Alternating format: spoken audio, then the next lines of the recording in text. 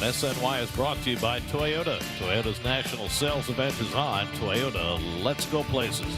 By Spectrum, it's internet, mobile, and streaming TV all from one place. By Geico, coverage that fits like a glove.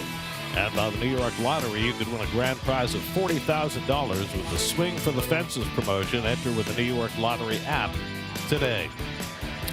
Well, we really were never certain whether Steve Gelbs had ever had calluses on his hands.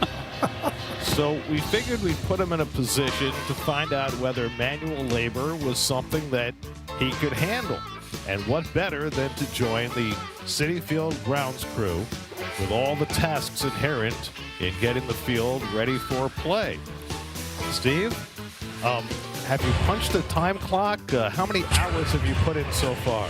Well, Gary, I can tell you this. I stopped doing this about 10 minutes ago, getting the field ready. I'm still panting.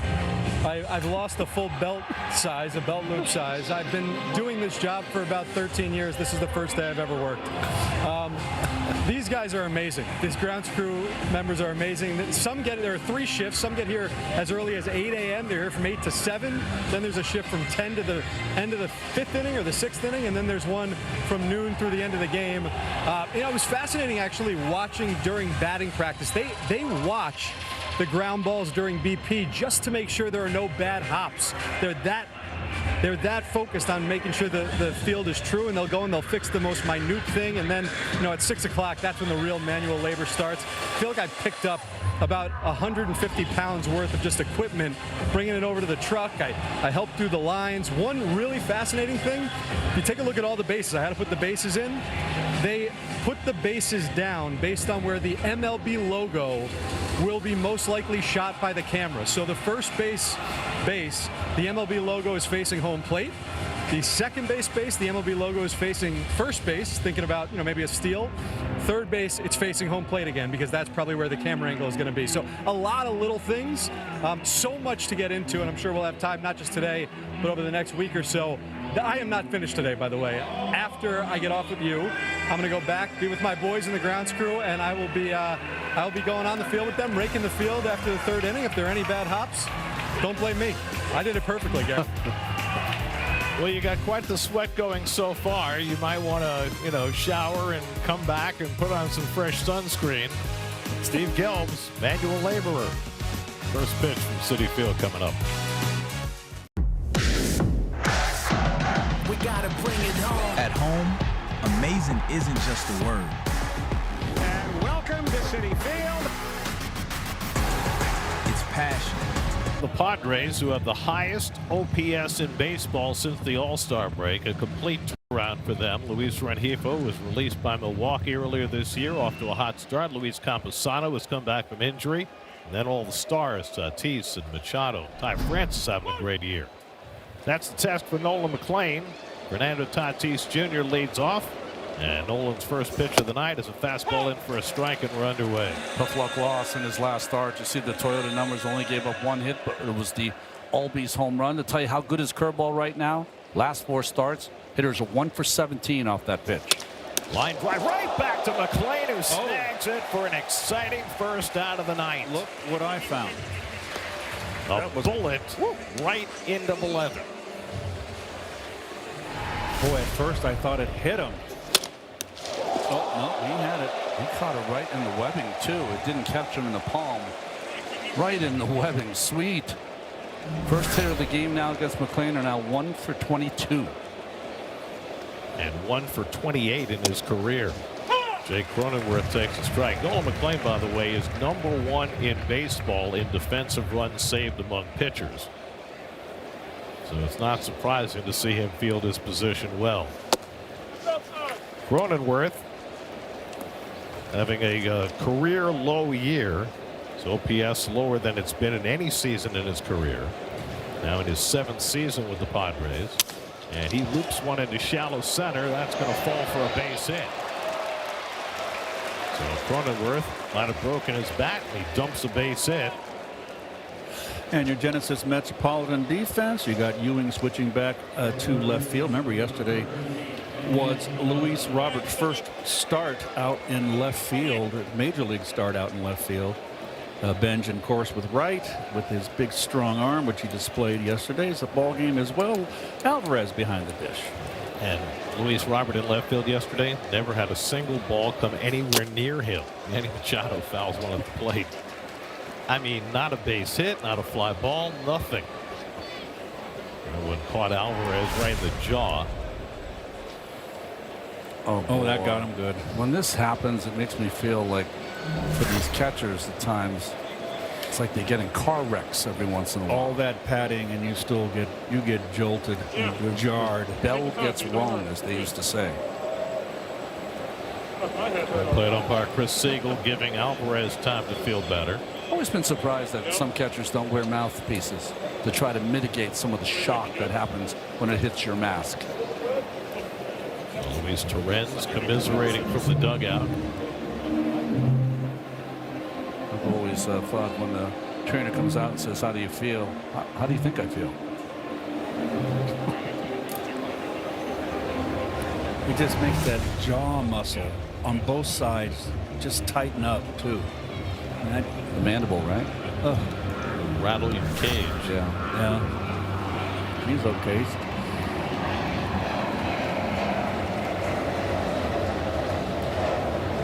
Well, we're going to take an extra special look tonight at everything pertaining to first base, with Keith making his studious observations. You can see holding on right now because of the right-handed first baseman.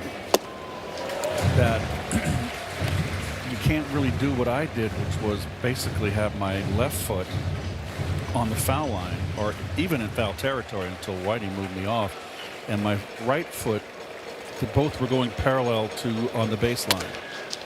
Machado hits one behind the back, just foul. Keith, did you use your right foot to push off? No, left foot. Oh, left foot. Okay. Left foot to put. That was my anchor. So let's watch Young as he comes off the bat. Well, it's harder for. See, he's got no. Where's he getting leverage to come off? And because he's a right-hander, and that's the one. That's a disadvantage. And you know, Ken Boyer always told me you're going to get hurt more in the hole than you are down the line. And with first base, what makes it different than third base is that the ball gets by you in the hole, it sets up first and third, and the pitcher's in trouble.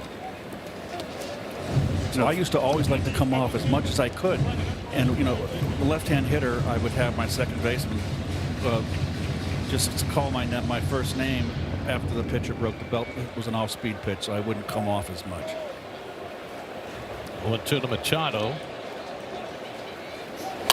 And he gets a breaking ball and pops it up in foul ground. That'll come back out of play. Machado's just had a tough time this year, has he not? Even though he's got 23 home runs.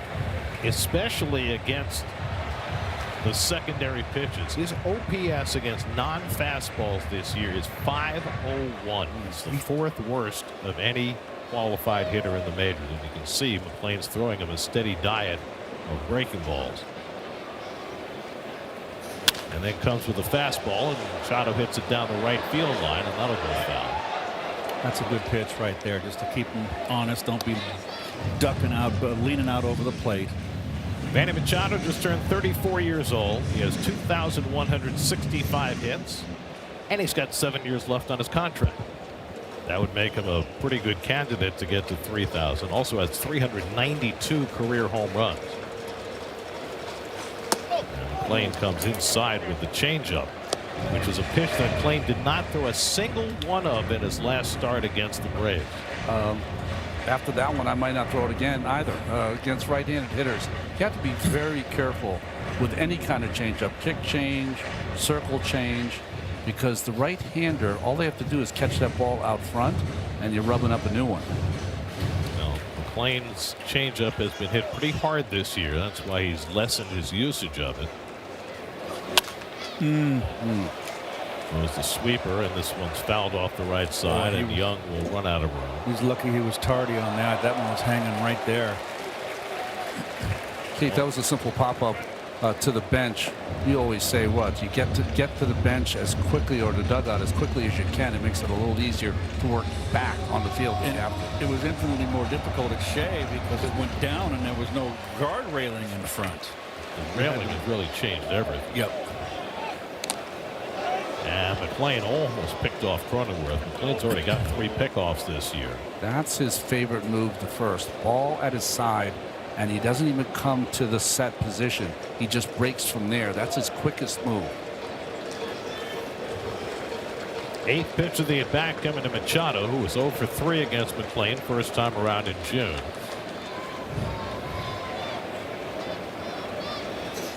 And he's hits one out to right center. This might find space, and it does for a base hit. Boy, 2 dorks. Ball was in the air a long time, but with Robert playing over at left center and Benj playing deep, it fell in. You know, Ronnie, interesting that McLean opted to stay inside on Machado. Well, you can't blame that pitch. It's a doink, as you said, Keith. And, you know, the key to that, though, that at-bat was a good at-bat by Machado. He fouled off a lot of pitches to stay in that at-bat. So now 2 aboard. Got 1 hard hit ball in the inning. McLean caught that one, and 2 softly hit balls that have fallen for hits. And now Ty France, who's having the best year of his career at age 32. Back in San Diego where he started. And he takes first pitch fastball for a strike. Interesting that McLean right now is fastball. He's throwing that 2-seam sinker. Hasn't thrown a 4-seamer yet.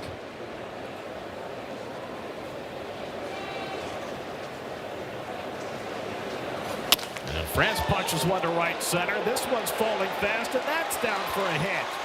Cronenworth to third. The throw by Benj to a plate, and he's going to be out by a mile. Haven't they gotten the scouting report? Benj notches another one. His 8th outfield assist of the year. And Cronenworth was out by 15 feet. Well, Cronenworth had to kind of hang and make sure it was going to drop. Top of your screen. He just can't break here, and you can't challenge the arm. And Bob Henley is the third base coach. He's been around a long time. But because he had to hold up, there's no way you should have sent him short hop. Nicely played by Alvarez, who sticks his helmet in there and upends Cronenworth.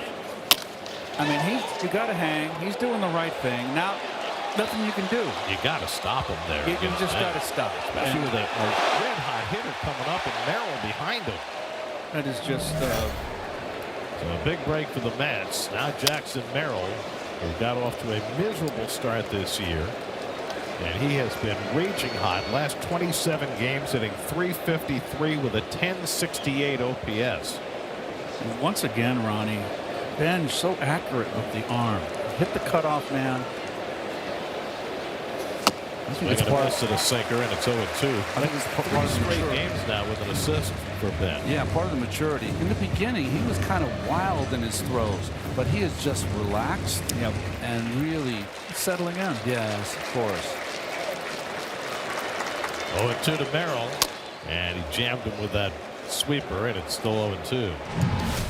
Well, here's Henley on the left of your screen. It's just kind of a nonchalant go. It's with his left hand. Very nonchalant. He must have not been in the meeting when they talked about Benj's arm. Well, Bob. Lined into right field. That's a base hit from Merrill. Now they can challenge him this time. Here comes the throw by Benj. Machado is going to be out at the plate. 2 in 1 inning for Carson Benj. Are you kidding me? Stop running on him.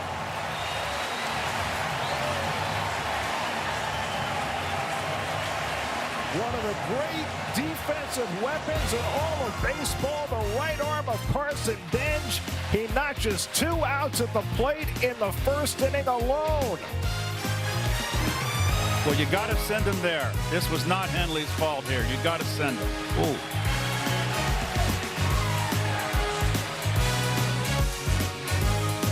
Summer. He's lazy. Well, we came on the air tonight talking about Carson Benj, and he has unleashed a weapon. I can't remember a Met throwing out 2 runners at the plate in the same inning from the outfield. I compared him to Dwight Evans. That was hard for me to do. That was high praise and worthy praise. Honda Mets starting lineup. And A.J. Ewan leads off the bottom of the first by dumping a base hit in front of Rengifo into left field. Now the Mets on the leadoff base runner against Walker Buehler. Well, he's been struggling a little bit right now, below 250. But he's got such a compact swing. His slumps aren't going to be prolonged. Snapped an 0 for 13 spell with that. And now the red-hot Francisco Lindor. Lindor last 26 games, 990 OPS. And Buehler misses down with a sweeper. The last couple of years have not been easy for Walker Buehler. Yeah, he's a totally different pitcher after having the injury issues. He used to just bully and blow people away. Not that pitcher anymore. Last year was let go by Boston, picked up by the Phillies, signed as a free agent with the Padres. He's actually pitching some of his best baseball lately. He allowed just 1 run and 3 hits in 6 innings against Milwaukee in his last start. But a quarter of his pitches are cutters, and he's more of a 15-out starter at this point in his career. Lindor has a home run against Buehler in his career. He fouls this one away. Last time we saw Buehler was in Game 3 of the National League Championship Series 2 years ago, and he hadn't had a good regular season for the Dodgers, but he threw 4 scoreless innings that day. And the Dodgers won 8-0 to take a 2-1 lead. Away. I mean, the numbers are stark. Before his second Tommy John surgery in 2023, his lifetime numbers 46 and 16, 3.02, 9.7 strikeouts per 9. That was pre-surgery. And that doesn't even include his numbers in the postseason.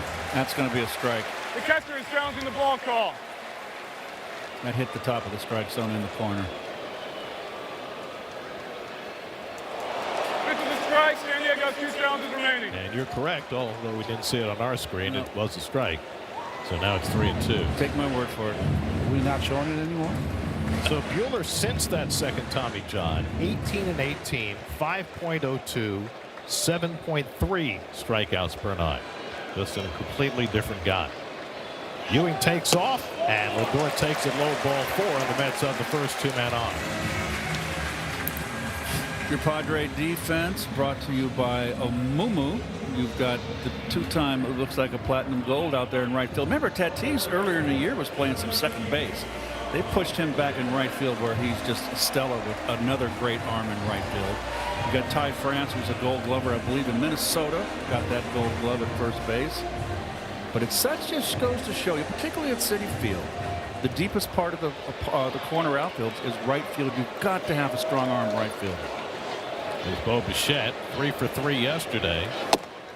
Over his last 65 games now, so since the 1st of June, Bichette's hitting .319. He has gotten back to being Bo Bichette. .291 now with runners in scoring position. Closer to his career numbers. And Buehler gets ahead of him 0-2. Well, you got Bichette, who obviously, if the Padres don't know that he goes to the opposite field, then they've been asleep all season. So Ty France way off the line. That might be a little extreme. You know, they don't. To me, if you look at the positioning of the second baseman, where they play that up the middle, with a guy like Bichette, I would bring the shortstop up the middle a little more and just shift over a little bit on that second baseman. And Bichette just got a piece of that curveball. It's funny, Keith, I was watching Ty France the previous 2 pitches, and on one pitch he took 2 steps to his left while the ball was delivered, thinking that maybe a cutter or a fastball away was coming, and then the next pitch, a breaking ball, 2 steps to his right, anticipating more pull. He's given up an awful lot of line for me with Bichette. That's too much. Otek's fastball outside. So you got a right-handed first baseman too, and I don't want to belabor a point too much, but it's not a backhand for the right-handed first baseman. It's a forehand on the front side, so it's a little easier play down the line for the right-handed first baseman.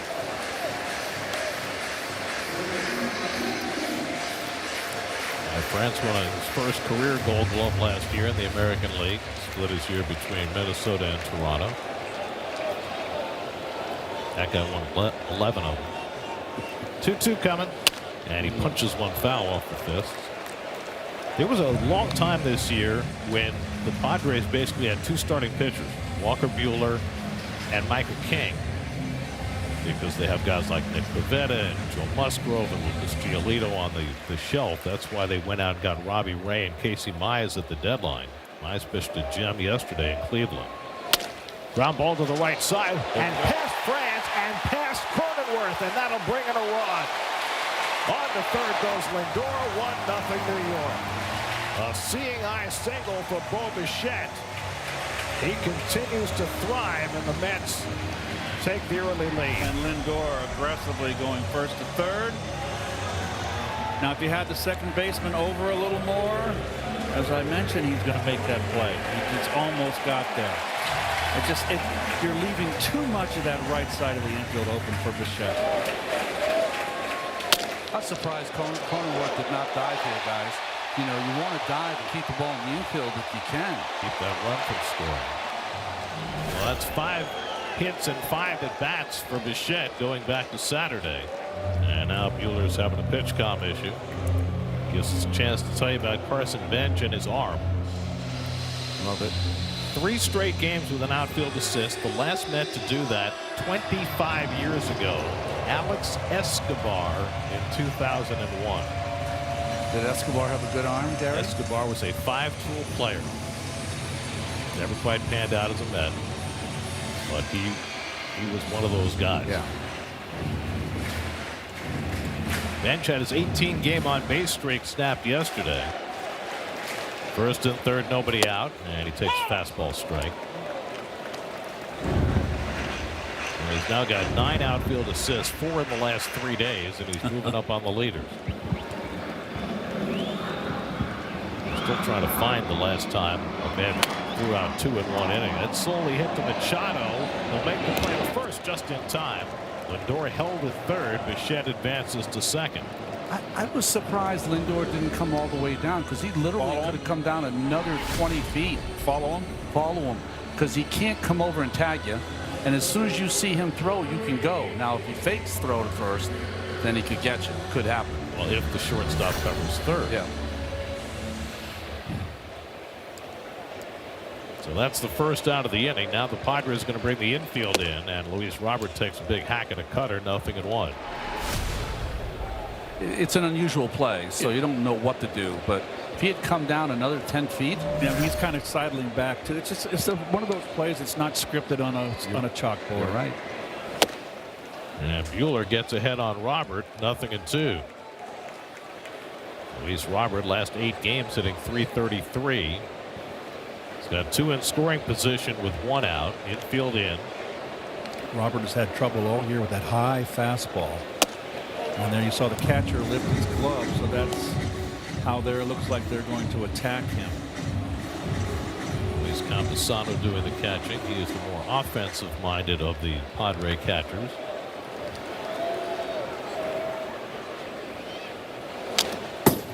Robert got a piece of that cutter to foul back. Campusano, the only San Diego win he was responsible for. Didn't he hit a grand slam in that game against the Mets? I think it was Freddie Fermin. Okay, backup catcher. You're right. My bad. Campusano was hurt then. He was out with a broken toe. So was Cronenworth. He was out. Well, that's why Tatis was playing on the infield, because Cronenworth was down. Well, the Padres have been whole now for quite some time, and they have made their run. They're 17-5 over the last 22 games, and right now they are sitting in playoff position, tied with the Phillies for the second wild card. Robert hanging in there after falling behind on the count. Here is the wild card. Padres and Phillies holding those spots. Diamondbacks fell out of that tie. Marlins are still there. So are the Cardinals, who won the first of their day-night doubleheader from the Reds today. Cardinals have now won 10 of 14. 1-2 to Robert. And he misses away with the cutter, and it's 2-2. A lot of pitches here for Buehler to throw in the first to try to, get out of this inning. Jared Young, the on-deck batter. Interesting how he's gone changeup, cutters, sliders, and after he got ahead with 2 high fastballs. 8th pitch of the at-bat, and it's out to center field. That should be deep enough for a run. Lindor tags. Merrill's throw to the plate. Comes in and is cut off, and it's 2-0 New York. Luis Robert hangs in there and delivers a sacrifice fly. And the Mets have 2 on the board at first. That was a good at-bat. He looked like he was going to get overpowered early in that at-bat, but he fought his way through. You see Morel there, 28. Christopher Morel just called up today by the Mets.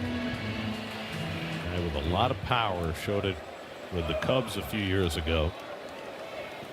Getting on the right-hand bat off the bench. Now Jared Young drives one to left center. Rengifo, though, moves over, and he's got it to retire the side. But the Mets cash a pair in the first inning and lead 2-0 after 1.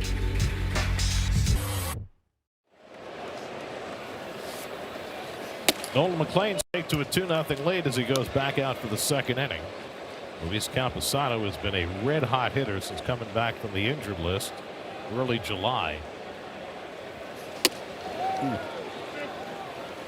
Campusano is a guy they always thought was going to hit, and this year he is hitting. Lifetime OPS in his first 6 years was 666. This year it's 925. McLean falls behind 3-0. Campusano, then Gavin Sheets and Xander Bogaerts for the Padres in the second. Padres have 4 straight hits against McLean in the first inning. McLean could make another 300, 400 starts in his career and not have that happen. Exactly. Well, Mets got a little help from the third base coach.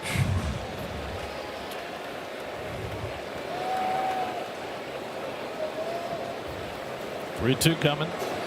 Upstairs ball 4, so Campusano draws a leadoff walk. So the last 5 hitters have all reached base against McLean. Yeah, Bueller, who runs hot anyway, had a lot to say. I don't know who he's talking to, but A little upset. that stuff happens on the bench. If you don't think players were ready to play like you're ready to pitch, sometimes you can have some words, but you got to be careful. Here's Gavin Sheets. Yeah, he squares to bunt and gets hit by it. Did he offer at it? They say no, and they're going to put him on base. Oh, he asked for help, the umpire. They asked whether he had offered at the pitch, and the third base umpire Eric Backus said no. So the Padres have the first 2 men on in the second. Why was he bunting? Yeah. Really? I mean, I don't know. Gavin Sheets hasn't turned around the bunt probably since he was 8 years old. He carried the Padres early in the season, but he has been ice cold, and he's been dealing with some plantar fasciitis as well. His OPS since the All-Star break is 526.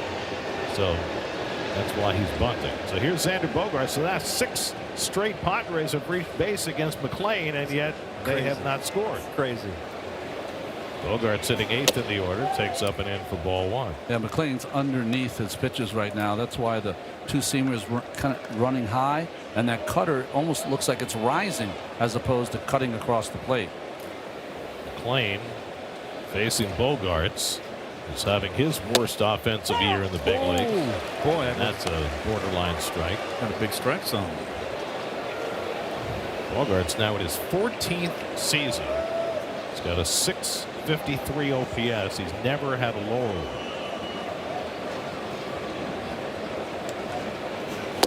Swings and misses at that sweeper, and it's 1-2. This was perfect mechanics on top of the ball and ripped it through that zone.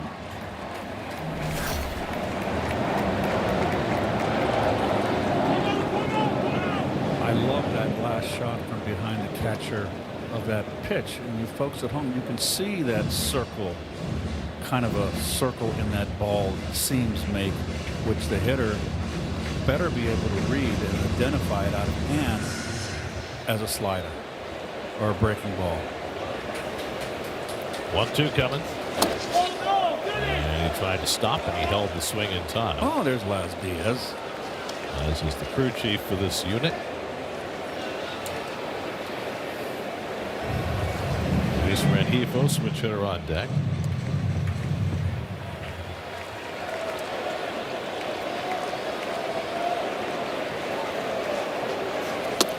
Bogarts again able to lay off. And now it's 3-2. Those two good curveballs as well. That's been really the dynamite pitch for McClain the last dozen starts or so.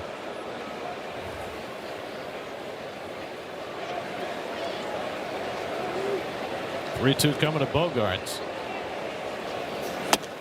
And it's low, ball 4, and the bases are loaded. Wow. 7 in a row? 7 straight Padres have reached base. This is crazy. I've never seen it. It's absolutely crazy. Justin Willard's going to pay a visit. 2 walks, bracketing a hit batsman. Gary, it's your scorecard that's doing it. You know. What do you mean? I'm using your scorecard because I've run out of scorecards. You've run out of scorecards? I'm using Gary's scorecard, but I got this craziness. The MLB Journey to 30 sweepstakes presented by T-Mobile is the ultimate MLB fan bucket list.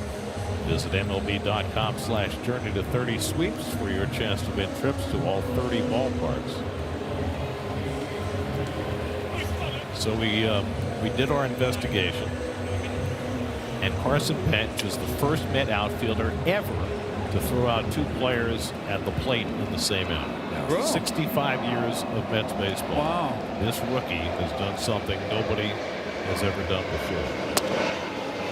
Luis Rengifo moves his feet on that cutter, and it's ball 1. And that's why, despite McClain allowing 7 straight base runners, the Padres have not scored. But they've got the bases loaded and nobody out, and Rengifo has been a hot hitter since coming over to the Padres. 27 games with San Diego. He's hitting .323. He's also hitting .310 with runners in scoring position as a Padre. Chops one foul on a cutter. It's 1-1. I was thinking when the Mets throw 2 runners out at home plate, they usually do it just on 1 play. That's right. Those 6 against the Dodgers in the postseason. It was Sean Green. I believe there was a relay from Valentine. And they got J.D. Drew and Jeff Kent at the plate.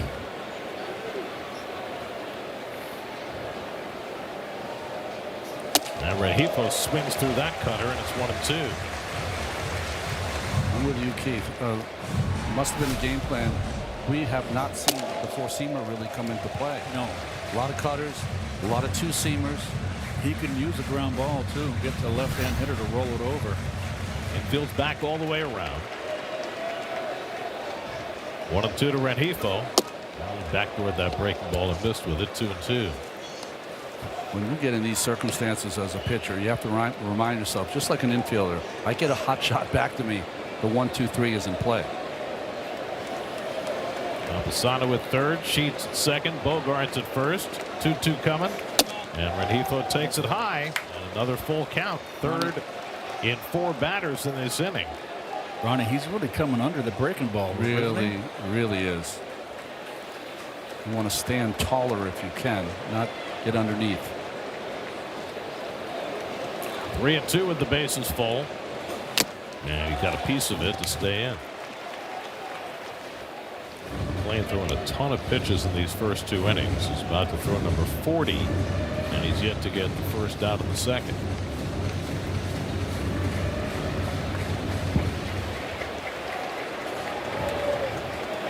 Again, the 3-2 to Rengifo, and he pulls it foul.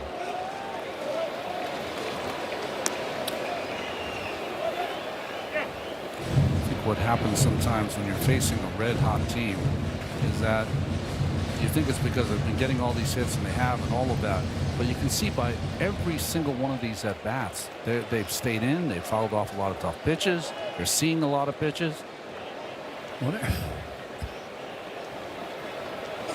And Rengifo hits one back to McClain. High throw, but Alvarez able to come down on the plate, and they get the first out. Well, better throw, and he would have had a double play, but the Mets get the first out at the plate. He had the 1-2-3. It didn't happen, though. He did a great job just snagging the ball in the first place. I think what happens here is that because he had to go up and get it, he thought that time he wanted to just get rid of it quickly. Boy. Yeah, if he plants and throws, he has a better chance. They always say when you're a quarterback, rolling to your left and throwing to the right is the hardest.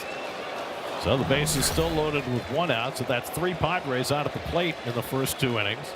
Here's Tatis, who lined one back to McLean his first time, and he pops one up in foul ground. They'll go out of play.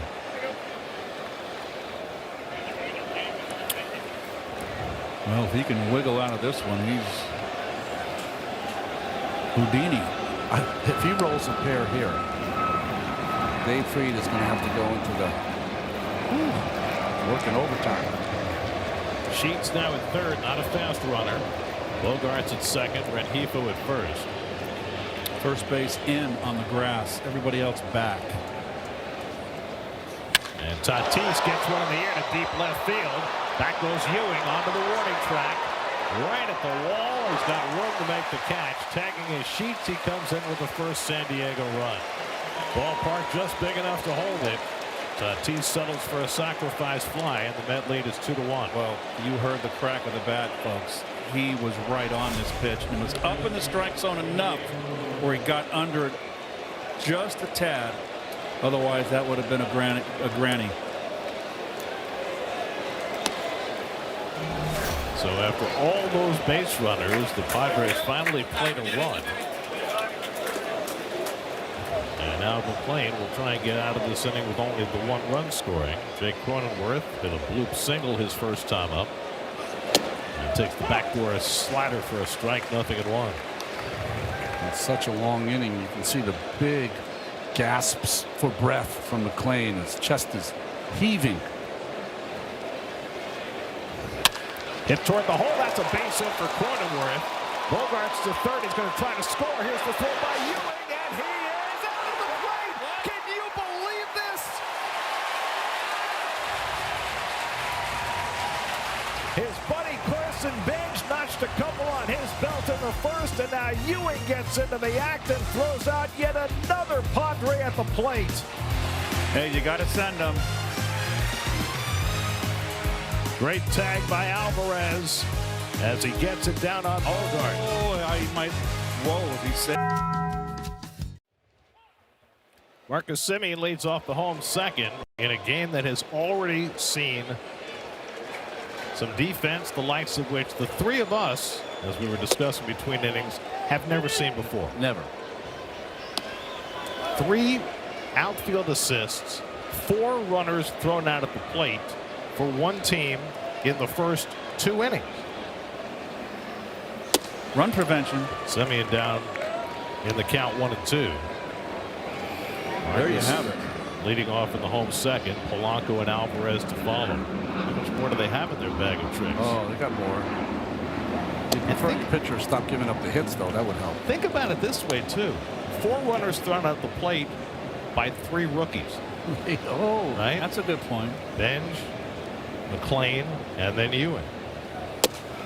Semien couldn't stop the swing. Strike 3. Buehler's got his first strikeout. Here's that last play at the top of the second. Well, Ronnie said, watch him chart. This is what he closed ground. Look at that.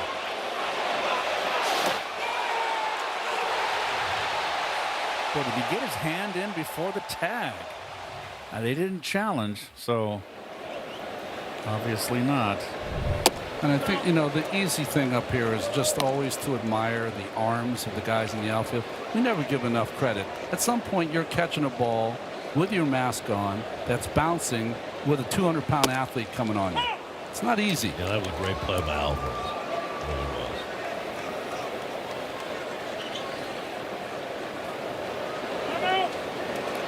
So I've got some more information. We mentioned Bench is the first Met ever to throw out 2 runners at home plate in the same inning from the outfield.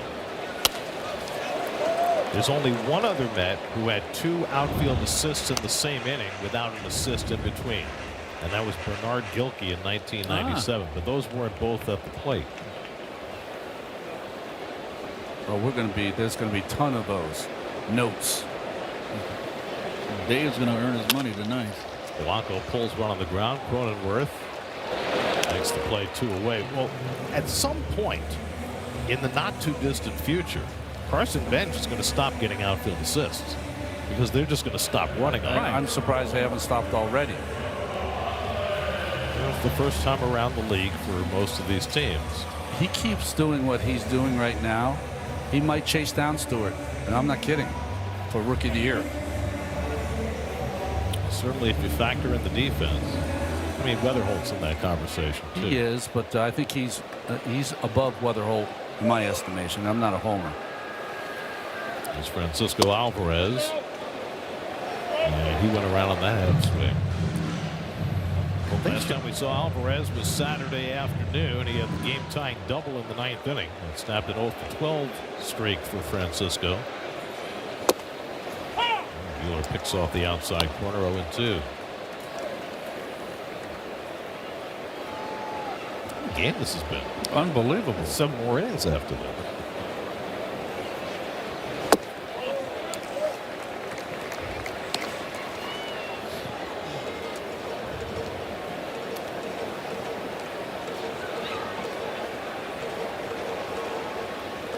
One, two coming. And Alvarez fouls off the slider. Yep. Lost his grip there. He needs to go get some more pine tar. Can't do it? Yes, he can. Well, the Mets tied for the best record in baseball since the trade deadline, with the Padres just behind. The Rays got all 9 of those on a West Coast swing. Then they lost 3 in a row to Baltimore, and the Orioles have a chance to sweep that 4-game series tonight, and they're up 6-4 in the 6th. The Orioles moved into the 3rd wild card spot in the American League with their win yesterday. Yeah, they're making their run. Pete Alonso was just named Player of the Week, and he just hit another home run tonight. He might be Player of the Month, and this is a month is over. He's just outrageously hot. 1-2 coming to Alvarez, and he grounds one to shortstop. Bogarts one-hands it, and Buehler has himself a 1-2-3 inning against the lower part of the batting order. 2-1 Mets after 2. I'm Barry. Join us after postgame. Be one of the first 15,000 fans at the August 27th game to get a mystery squishy dumpling, and see if you're lucky enough to unwrap the rare Mets dumpling. For tickets, go to Mets.com/tickets. I read that entire promo. I have no idea what I just said. What is a mystery squishy dumpling? I don't know what it is, but you give me Joe Shanghai dumpling, soup dumpling, I'm in. Manny Machado carves one foul as we start the 3rd inning. Well, Nolan McLean has survived the first 2 innings, giving up 5 hits, 2 walks, and a hit by pitch. 8 base runners, 1 run. How'd he do it? Well, you know, it's lucky that the minimum wage is where it's at right now, because he's going to have to take both his outfielders out to dinner.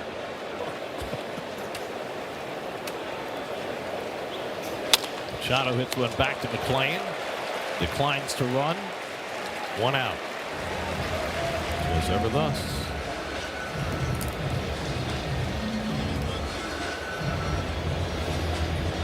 As a pitcher, are you ever tempted in that situation to hold the ball and make the guy run? I mean, my personality, absolutely not. I don't want to wake a bear. I crow hop, I throw a strike to Keith, and let's get to the next batter. If you choose to do that, that's on you. It has nothing to do with me. No, I would never do that. Here's to Ty France, who dumped the base hit to right his first time up, and he takes a strike. McLean's looking at him, and they're having a little bit of a laugh. Just a curveball from McLean, and that he gets ahead 0-2. That buckled France's world right there. That was a big, sharp break.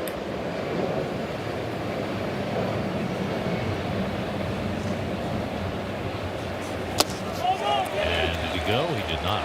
1-2. Ty France is an amazing success story. Came out of San Diego State, drafted by the Padres. It seemed like a courtesy. 34th round pick in 2015 after he played for Tony Gwynn in college. Wow.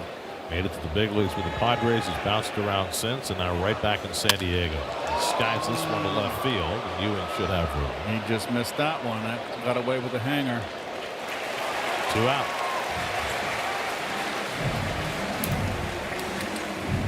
Jackson Merrill, who had a base hit his first time up. He's been one of the biggest turnarounds in this last month for the Padres as they have gone on this 17-5 stretch. And he hit a bullet the first time up to right field.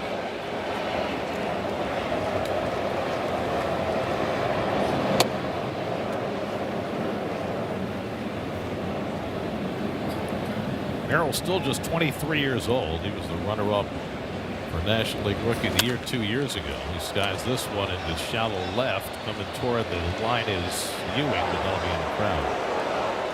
Merrill was a guy who played shortstop in the minors, and they moved him to center field basically in spring training 2 years ago. With no experience, played a great center field. He's an athlete. Nearly won the Rookie of the Year, but his numbers have come down each of the last 2 years after that great rookie season.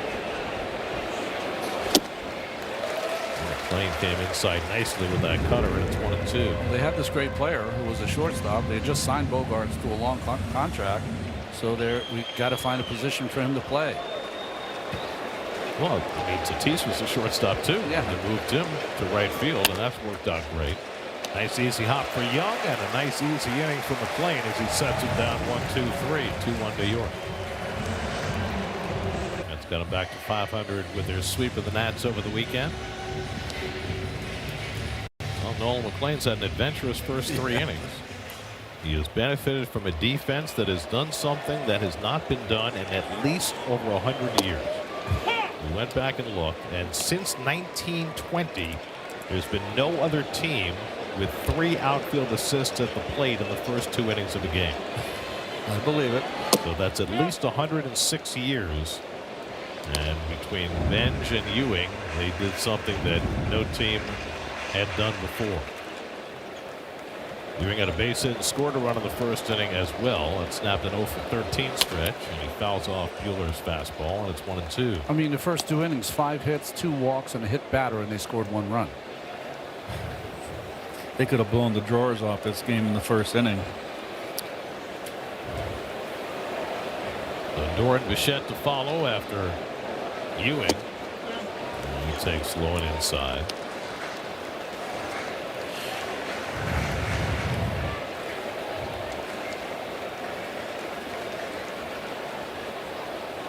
Walker Buehler, now 32 years old, Lexington, Kentucky native. Went to college in Nashville and Vanderbilt. First round pick by the Dodgers in 2015. Came to the big leagues in 2018. And his best year in 2021 when he went 16-4 with a 2.47 and finished 4th in the Cy Young ballot. But then came that second Tommy John surgery, and it's all been a struggle since. Go from being a guy that just really blows people away to now you're going to have to be precise, hit some spots, change speeds. Half swing. Did he go? And he did. Strike 3. You know, Ron, the one guy that sticks out from my playing days that lost that fastball and had to become a pitcher. Your Red Sox, Jim Lombard, but his was a serious injury.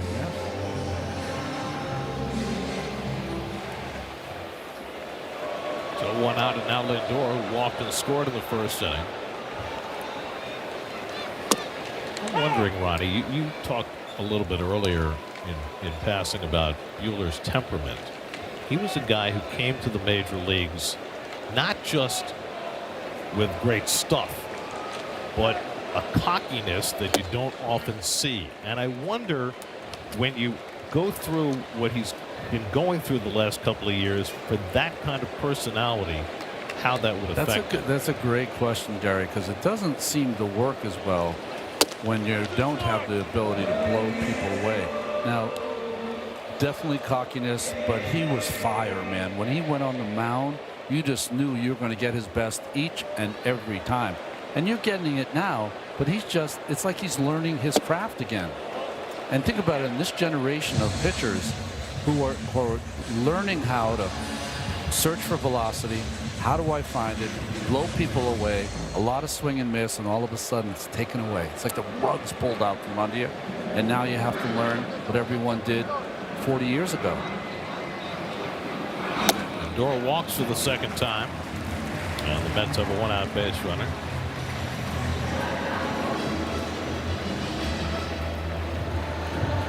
He had trouble finding a job this winter. He did not sign with the Padres until 3 weeks into spring training. Well, that kind of strong personality too will sometimes, some teams will go, well, I don't know if I want, that robustness in my clubhouse. Interesting. Although, on a certain level, if you have that kind of fire, you would hope that you'd be able to fight through the disappointment of not being what you once were and be the best version of what you can be today. And he will. He definitely will. And then he'll become like Sonny Gray is to the Red Sox right now. Well, we mentioned he's been pitching some of his best baseball lately. Last 5 starts, 3.20 ERA. Excellent start against the Brewers. A really good lineup his last time out. And some of his best work this year has been done against the Dodgers. Not surprisingly. Line right to France. That's a double play. And that ends the inning.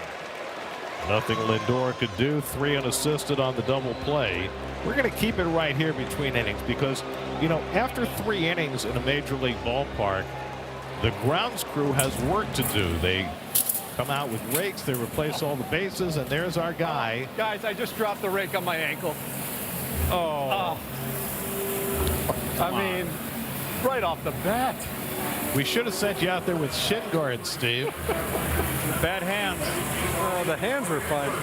So the instructions here are I'm trying to keep up with the guys in front of me. And you basically try and get the end of the right side of your rake just on the outside of, or the inside, I should say, the left side of the guy in front of you. Now you slow down, they said at first. All right, now try and cover. So basically all we're trying to do here is get the cleat marks fixed. So smooth out the dirt. All right. Guys, I'm crushing this. Now, how come you got rake duty as opposed to base replacement duty? Well, base replacement duty, they have me on in the 6th. I'll have to tell you after I do it. Well, if you're born of a blue-collar father, he might hand you his tools as he moves along. By the way, the guy behind you is almost catching up to you. They're moving Steve. so fast. Come on, pick it up. I thought this was it. I'll tell you, when I was doing the field pregame, one of them said to me, "Hey, we got a game to play, Gil. Pick it up and don't hurt yourself. Oh, we got to run. We got to run." Oh, no. He almost took out the foul line. He's dragging you. Oh, my God.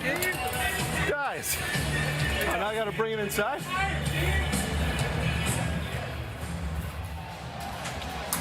Some fathers give their sons their tools. He looks like he got a lot of short-sleeve dress white shirts. I mean, there's the rake hit his ankle. That hurt. That does hurt. Goodness. And he fought his way through it. He played in pain. Luis Campusano leads off the 4th inning and takes high from Nolan McLean, who walked Campusano his first time up. Well, let's see if this game wants to settle down after the first 2 innings. I think it could keep up the same pace. Just to recap, if you're just joining us, the Padres had 7 straight batters reach base in the 1st and 2nd innings without scoring a run. They finally got a run later in that 2nd inning on a sacrifice fly by Tatis. It's hit out to left field. Ewing started in, now going back, and he gets there to make the catch 1 out. Just got in on enough on Campusano. As we mentioned earlier, Ron, he's been using, it's a predominantly right-hand hitting lineup.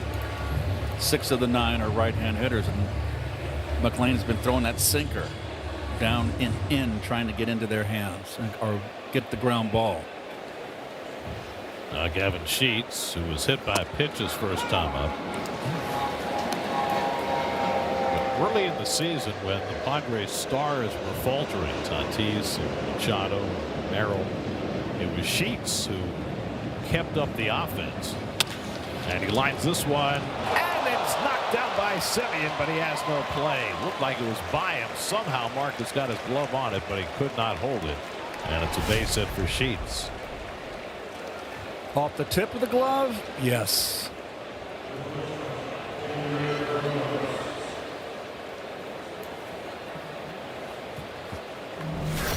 Nice effort by Marcus. So that's the 6th hit for the Padres against McLean, who allowed only 1 hit in 6 innings in his last start against the Braves.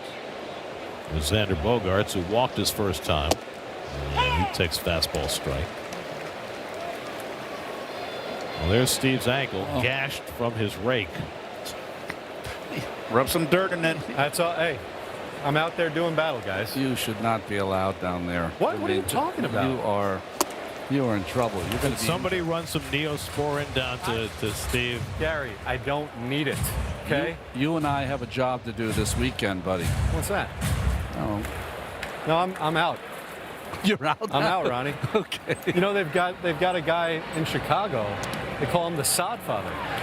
Bogaerts caught looking. That's the first strikeout of the night from McLean, who came into the night 6th in the National League in strikeouts. So the Sod Father? Yeah, the Sod Father. He is like the guru of groundskeepers. Just inducted, I heard, into the Groundskeepers Hall of Fame recently. And so he's with the White Sox, and I am foregoing play-by-play with you this weekend to work on his staff. Are they going to send one of the Chicago grounds crew members up to work with Ronnie? Couldn't be worse. You're the best, Steve. Here's Luis Rengifo, who had a comebacker his first time up.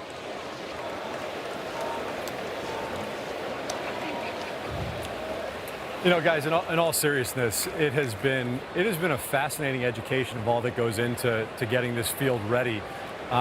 You know, I used to think at home plate, for instance, that the batter's box is a different colored dirt just because, you know, there's not a lot of water put on it, and that's part of it. But they actually, before the game starts, put a conditioner on top of the dirt, and that conditioner is there so that when guys slide, they don't get caught in the dirt. They slide over, and so that lighter brown layer it's not dirt, it's conditioner that you see over there. Semien gets in front of that ground ball and throws out Rengifo to end the inning. So McLean has settled things down. He leads 2-1 in the fourth. New York Mets baseball on SNY is brought to you by Minions and Monsters. From the silver screen to your home screen, watch Minions and Monsters at home now with over 45 minutes of exclusive bonus features. I know what Minions are. Yeah. It's a Cyclops. Still working on the squishy dumplings. Well, Cyclops is in a different movie. That's right. Odyssey. Yes.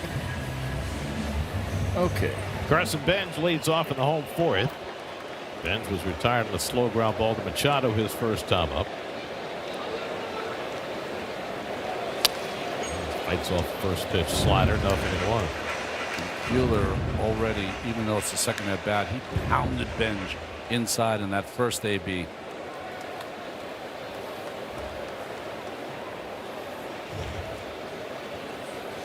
And he drives one out to right field, but Tatis able to retreat and grab it. One out. Topspin on that ball. I think he got in on him just enough.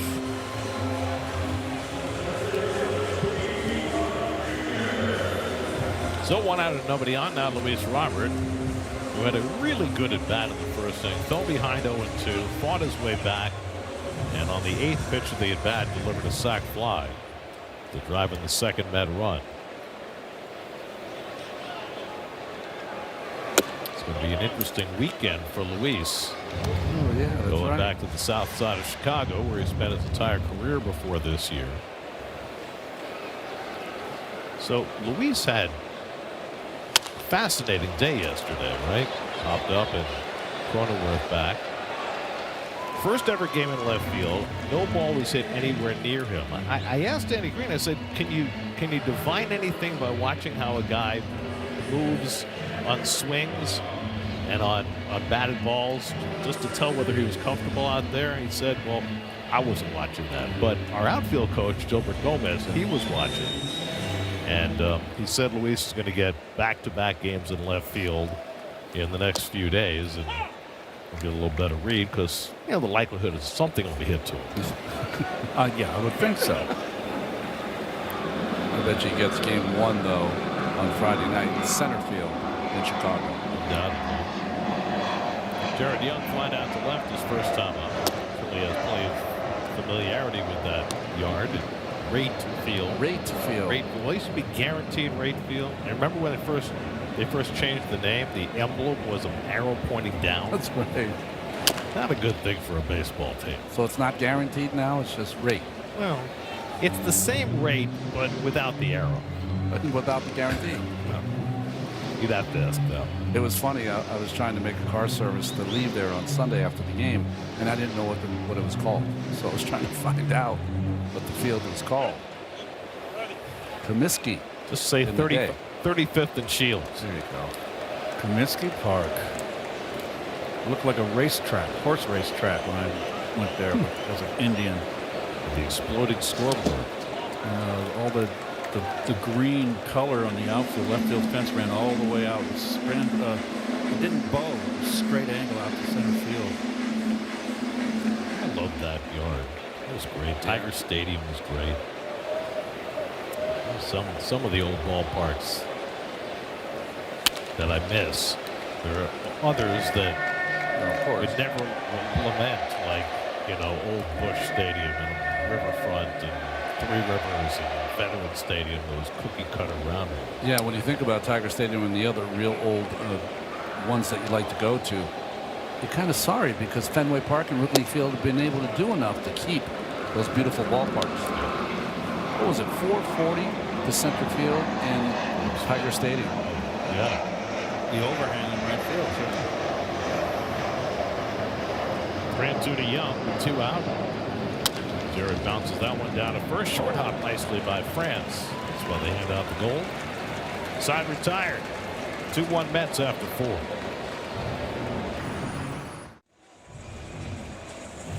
Stock up, stock down, presented by Mumu. Cardinals won their day game today. They're tied in their nightcap with the Reds. They've been hot.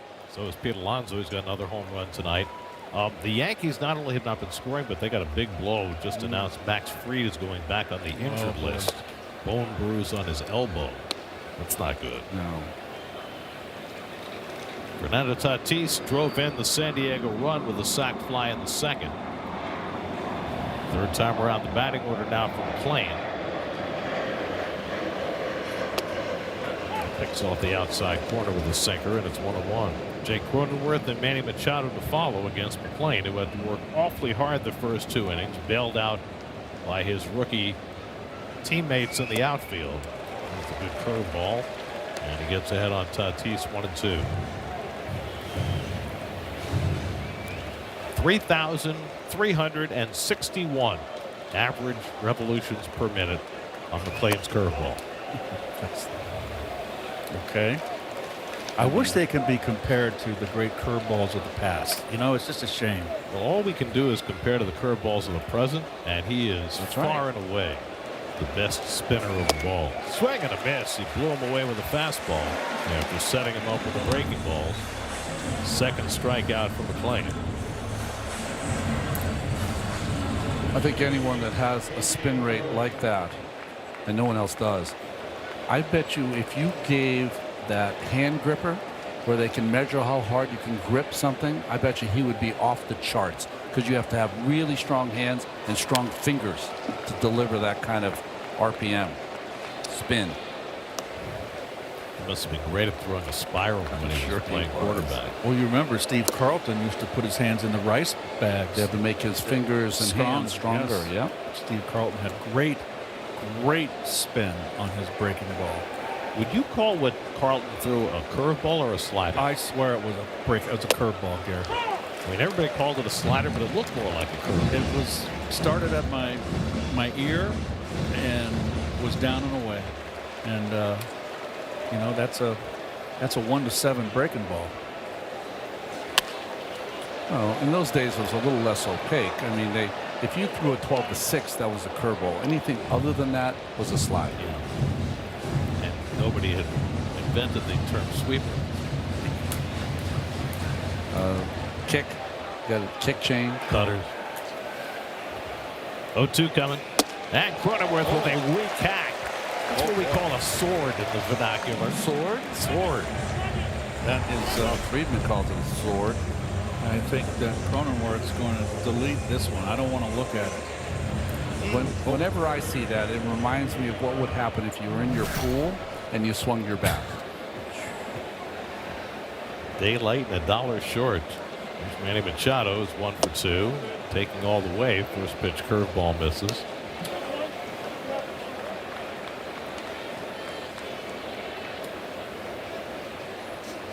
Machado, a 7-time All-Star.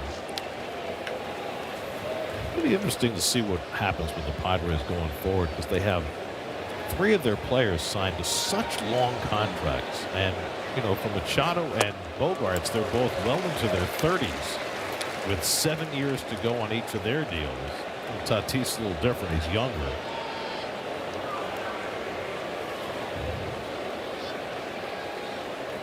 Two one coming. And the curveball drilled down the left field line, and it will go foul.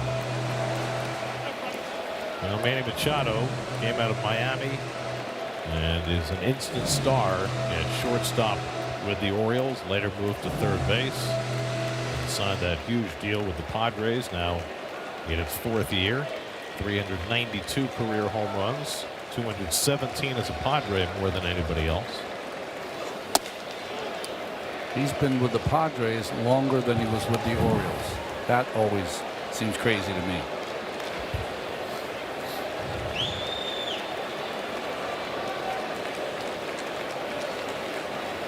Three-two coming. And he lays off ball 4.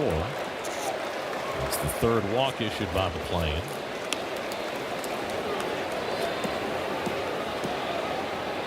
The way that they have started to limit the pitch counts on the young net pitchers, McClain and Scott and Thornton. This might well be Nolan's last inning. They want to get these guys through the season, and they're trying to be judicious about it. All 3 of them have worked more innings this year than they've ever worked in a professional season. Thornton gets the ball tomorrow against the former Cy Young Award winner Robbie Ray, where they raised 3rd start for the Padres after coming in from the Giants. Probable starters presented by Prevagen.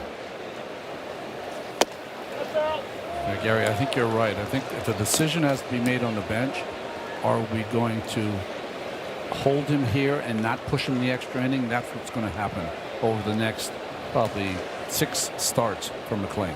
I mean, yesterday Christian Scott's pitch count was low enough that they pushed him to the 7th. But he was only at 78 pitches through 6. That was great to see, though, because that has not been really one of the strengths of Christian. You know, he's had high pitch counts, and yesterday was a beautiful game. 3-0 on France with a red-hot left-hand hitting Merrill in the on-deck circle. Nobody up in the bullpen. And a 4-pitch walk to France. So McClain, after striking out the first 2 hitters in the inning, has issued back-to-back walks. And that's 4 walks for the night. Well, this is going to be a dicey at bat here, and that's going to get Andy Green on the horn there to the bullpen. I sent Justin Willard out to talk, which will give the bullpen some time to start to get ready. I think that the only recommendation I'd have for Nolan is when I watch him pitch is that he can be so fine, and the strikeouts, he can rack them up. But he's got such great movement on his pitches that he could play with contact more than he does. You know, so if he gets to 1-0, he doesn't have to throw another perfect pitch to get in the count. He can eat up on more of the plate. You know what I'm saying? And make it a quality pitch with all that movement he has and get a ground ball. Since he debuted a year and a day ago, only 2 pitchers in the National League have outperformed him. Jonathan Pintaro, who just picked up his first big league win the other day. First man up in the Mets bullpen. Jackson Merrill, the batter, and he takes the first pitch fastball for a strike. Merrill had a base hit in the 1st inning, rounded out to first base in the 3rd. Machado at 2nd, France at 1st. And this is skied to deep right center field, but playable for Robert as he drifts back. Side retired. McClain gets the out he needs to get through 5 with a 2-1 lead. Okay. Marcus Semien bounced one foul as we start the bottom of the 5th. Lower 3rd of the order for Walker Buehler, who has settled in very nicely and retired 11 of the last 12 batters. After the Mets got off to a fast start tonight, they got 2 runs in the 1st inning. Played some great defense to keep the Padres from scoring further, and since then it's been McLean and Buehler settling into a duel. Buehler has the opening there that for most guys you would put your index finger outside of the glove, but pitchers don't do it because you don't want to give away any pitches. Early in my career, I used to wiggle my index finger when I threw a curveball. Well, some pitchers' gloves have that opening, but it's covered. Yeah, like a sheath, right? I believe that one underneath it's covered. Now, why would you have a glove like that if you're not going to put your finger up? There is some ventilation when having that little hole there that keeps it from getting so sweaty in there. You took the words out of my mouth. I did not like the little peephole, whatever you want to call it, because you didn't get any air. You didn't get any air in there. I always liked the band. I always liked the band coming over your top of your wrist like this, and there was an opening here, and you got a little ventilation, like a little periscope hole. Jeez. Mean like they used to have in Times Square? Yeah, you always want to stay away from the peephole if you can. That's a long time ago. Well, we're old. Semien takes strike 3 called. Second time he's struck out tonight. I must say 3 strikeouts from Buehler. I must say one thing. Buehler knows how to pitch. He's an artist out there. I like watching him pitch. Ty France has all those gloves. I've never seen a first baseman's glove that color. What color is that? So he's got the little very dark brown. Yeah, with the black kind of border. Blanco flies one along the left field line. A long one for Rengifo, and he gets there to make the catch. Rengifo, not an experienced outfielder. He's been an infielder, second baseman, third baseman most of his career. I think he'd be DHing if Sheets didn't have the foot problem. Also, they're missing Ramon Laureano, who's out for the season after back surgery. He was such a huge spark for them last year.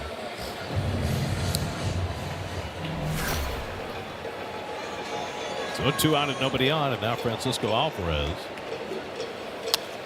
Interestingly, Pintaro has sat down in the Mets bullpen. I don't know if that's because he's already warmed up or because McLean is going back out there for the 6th. No, if there were 2 outs, he'd be up there throwing. So McLean's going back out. McLean's at 88 pitches through 5. So I was wrong. I thought they'd call off the jam anytime they had to make a decision. And it looks like Andy Green's going to push Mr. McLean. His last start, he threw only 85 in Atlanta. And he said he came out that day because it was such a hot night. Not quite as warm tonight, 76 degrees right now. It's a perfect night to pitch. Can't get any better.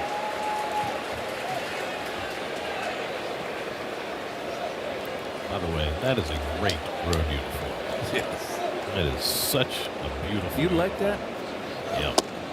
Oh, got him. Alvarez is called out on strikes. So Buehler's on a roll. He's retired 14 of the last 15.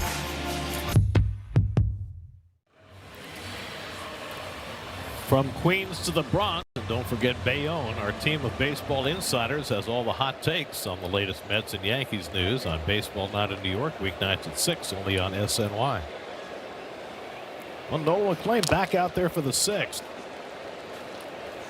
A little surprising considering the way they've been handling the young pitchers lately. I mean, I was 100% wrong. Now there's some off days coming up, so that might help in some of the decisions that you have to make if Jonathan Pintaro gets up again.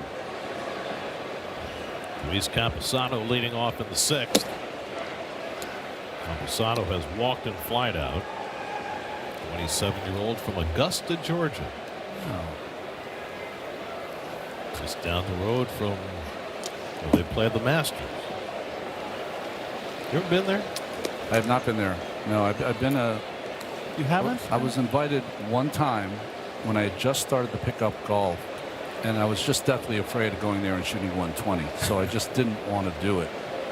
I was invited after I retired to a practice round. So So I followed Bernhard Langer for the front 9. That was great. That was a lot of fun. What a great course. The high fastball for a strike, 3-2. Did you have a pimento sandwich? No, I did not. Prices are low. Yes, they are.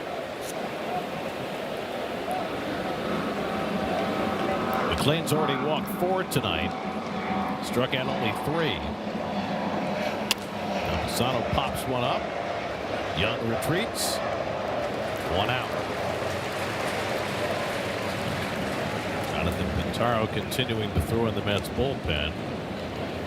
As McLean works up toward 100 pitches. His high pitch count this year and for his career has been 104. He's gotten through 6 innings in 9 of his last 10 starts. Trying to do that again in this 6th inning. Facing Gavin Sheets, who's been on base twice, hit by a pitch, and then he singled off Simeon's glove in the 4th. Takes that sweeper down for ball 1. Home plate umpire Chris Siegel has had a big zone, but a fair zone, consistent zone. He's only been challenged once. Yeah, he likes the ball up more than the ball down. He's been on a little bit on the pitcher friendly side. Yeah. But like you said, consistent. Sheets pops one foul. That'll go out of play. 1-2. The Rays rallied to take the lead on the Orioles 7-6 as they play in the 8th. Trying to salvage the finale of that 4-game series. They still have a 5.5 game lead in the AL East. 1-2 coming. And the curveball pulled down to first. And Young will take it himself. 2 out. The AL wild card is crazy close. I mean, look at all those teams within 2.5 games of a postseason berth. And, you know, there's every likelihood that a team under 500 is going to get that last spot. In fact, a team under 500 might win the AL West as well. Houston right now in the lead, 1 game over 500. Well, you see the Guardians game and a half out, 6 or 5 games under. Last year they were 12.5 games behind the Tigers. In late August 26th, they ended up going 24-8 down the stretch to not only get a postseason, but they won the division. That's how it can change. Yeah, they out-raced the Tigers for the division, but then the Tigers got their comeuppance. They beat the Guardians. That's right. In the wild card round. 1-1 to Bogaerts, who's walked and struck out. 100 pitches now from Klein, 4 shy of his career high. And that just missed outside. 2-1. So this will undoubtedly be his last batter, whether he gets Bogaerts or not. Trying to cap off yet another 6-inning start. And it's amazing. I mean, he can have these starts like this, and Bogaerts going to challenge the strike call. He has these starts like this where he gives up a lot of base runners, but somehow he figures out how to limit the damage. And that is a ball, so now it's 3-1. I mean, obviously he had a lot of help from his outfielders in the first 2 innings, but still, the ability to win on days when you don't necessarily have your best stuff is a great asset. Grounded to the right side. Simeon gets over. Young gets to the bag. Side retired. And for the 10th time in his last 11 starts, Nolan McLean gets through 6. Fireworks. We go to the bottom of the 6th inning. Mets with a 2-0 lead. They got both their runs in the first inning off Walker Buehler, who has retired 14 of the last 15 batters. And A.J. Ewing takes first pitch slider for a strike. Ewing had an opposite field single on the first pitch Buehler threw tonight. Came in to score a run. And he struck out in the 3rd. Changeup misses away, a ball and a strike. Lindor and Bichette to follow against Buehler, who's only at 80 pitches. He's thrown as many as 101 this year. And Ewing rifles one right to France. 1 out.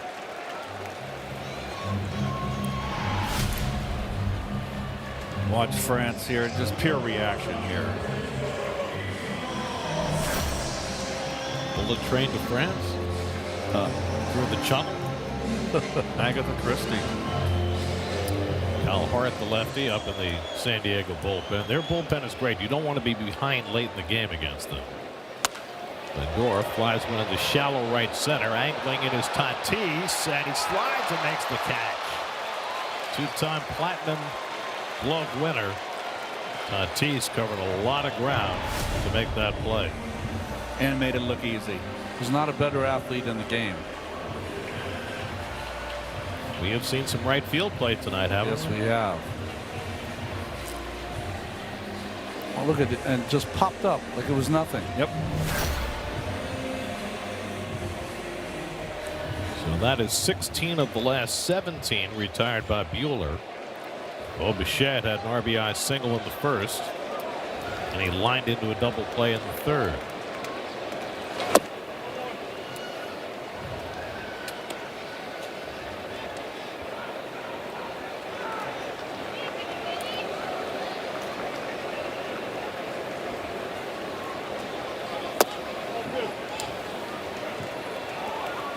Buehler's walked only one tonight, struck out 4, allowed 2 runs on 2 hits. The 2 hits came in the first inning.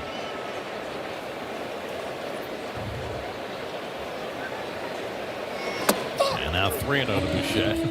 Buehler not happy with himself. Nope, he's 3-0. An expletive deleted halfway to home as that ball got there. This could well be his last batter. They've got the lefty Hart getting ready for bench, who's on deck. And Bichette swinging 3-0, flies it toward the right field line. Over comes Tatis to get it. And Buehler gets through 6, trailing only 2-1.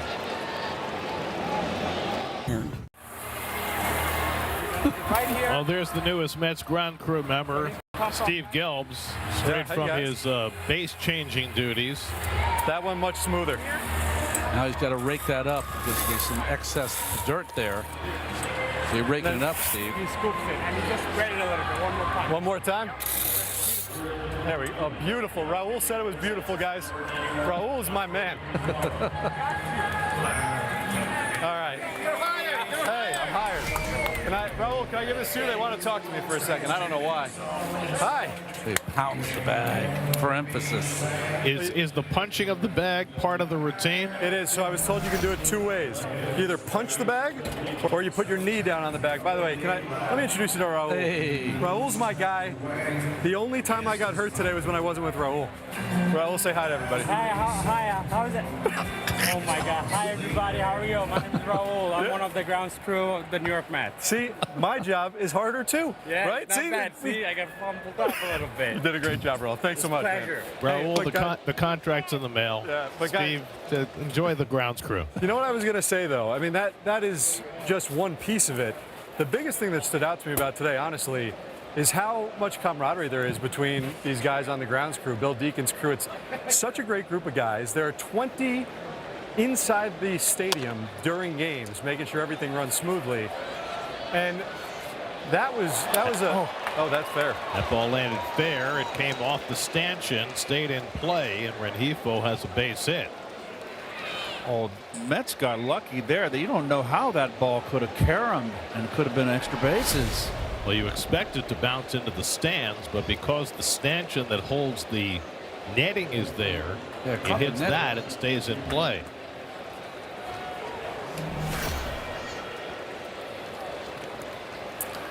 So, guys, as I was saying, though, not only are they, great guys, a lot of camaraderie, but what they do out there, it's almost, I've described it to them. Double play ball, Semien with the step and fire, and in time to get Tatis. Beautifully done by Semien, 2 out. Takes it himself, on the run, throwing. Got him.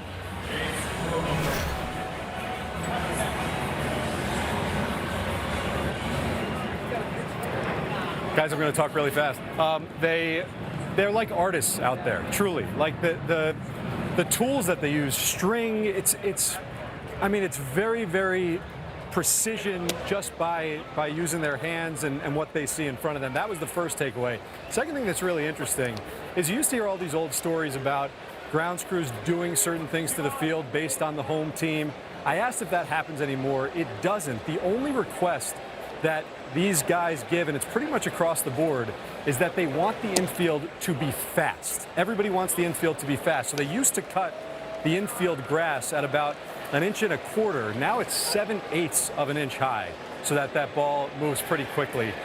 They also water the field often. I mean, I'm talking noon and then every hour on the hour until game time. They like to water the front half of the dirt a little bit more than the back half because that's where the balls are going to be hitting a little bit more often. So again, I mean, so many intricacies. It was a fascinating experience. I just barely survived it, but I got a whole new crew back here and a whole new respect for what these guys do on a daily basis to get everybody ready to play on these fields. How's the ankle, Steve? Did you stash the bleeding? You know, the ankle, if you can see, I'm actually leaning on my left leg. It was one of those things where the adrenaline made it okay for a while, and now it's throbbing. All right, well, you go get some treatment. Go dry off. Strong work there, Steve. And Cronenworth stopped the swing. That's ball 4. Jonathan Pintaro gave up the leadoff blue pit to Rengifo. Got the double play. Now a walk to Cronenworth. Let me just put a little cap on it. That is why traditionally, and I'm sure it's still going on today, is that in the end of the season, if you got into the postseason, you gave the grounds crew a full share. That's right, of your postseason share, which could be big dollars now. Steve with his newest friends. These are my guys. I like these three a lot better than you three. That's easy. Oh. We can certainly arrange for that, Steve. I bet you can. Manny Machado has a bloop single and a walk. Cronenworth at first, 7 steals on the year. He's the tying run with 2 out. Cutter misses outside from Pintaro, 1-1. Pintaro coming off his first big league win Friday night against the Nats. He went 2 scoreless innings.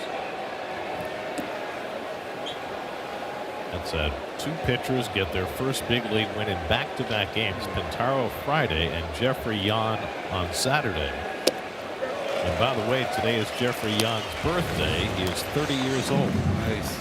It took him 12 years to get to the big leagues, and then 2 weeks to turn 30. 1-2 to Machado.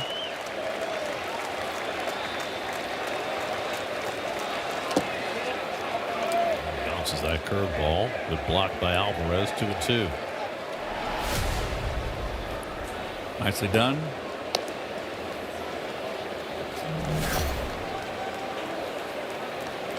Just got to keep the ball down on Machado. He has one of the best swings atop the top of the strike zone. Keep it away. Don't come in. 2-2. Fly ball right center field. Angling out it is Robert. Side retired. Jonathan Pintaro throws a scoreless inning and keeps the Mets in front. Gov/reach.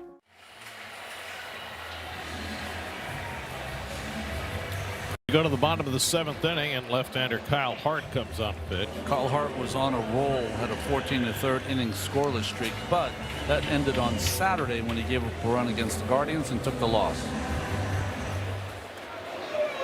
Carson Bench leads off for the Mets in the bottom of the 7th. Quite a night for Bench. He had 2 outfield assists in the first inning, and Sarah Langs is reporting on some of the particulars of those throws.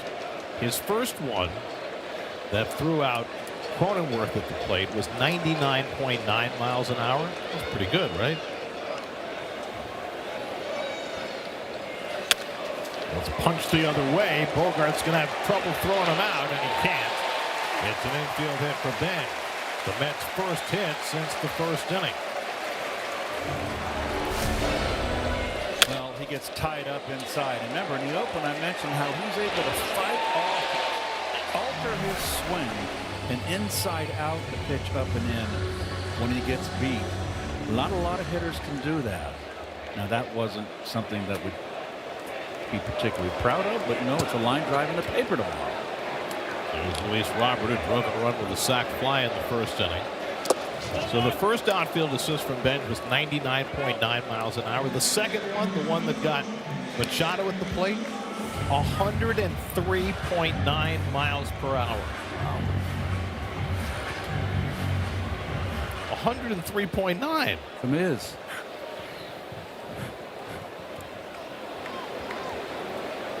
Since StatCast began in 2015. That is the third hardest throw from the outfield that's been registered. Aaron Hicks in 2016 had the hardest, 105.5. Brett Phillips in 2017, 104. And then Bench at 103.9. If you missed the first 2 innings of this game, boy, you missed a lot. Well, the game did settle down, didn't it? The pitchers kind of took control.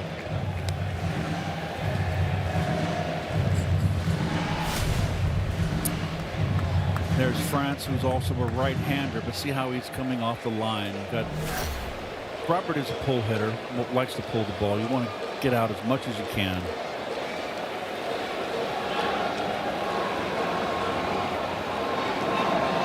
I can tell you in August, July, when it was hot and you played around 120 games, 115 games, get into a long inning and holding a runner on, 3-2 count, foul balls. It's tiring, but you just can't give into it because you got to cover as much ground as you can for your pitcher and your team. There goes Bench. He's picked off. The throw by France right on the money, but yeah, he's out. Thought for a moment that Cronenworth had bobbled it, but he held on. And Bench is caught stealing 1-3-4. Watch France here to see where he's positioned. Off you go. Watch him come to the ball. Now that cuts the angle. The runner cannot now get in the way of your throw. And that's something you push. You shorten the distance in the throw. It's only the fourth time that Bench has been caught stealing this year in 22 tries.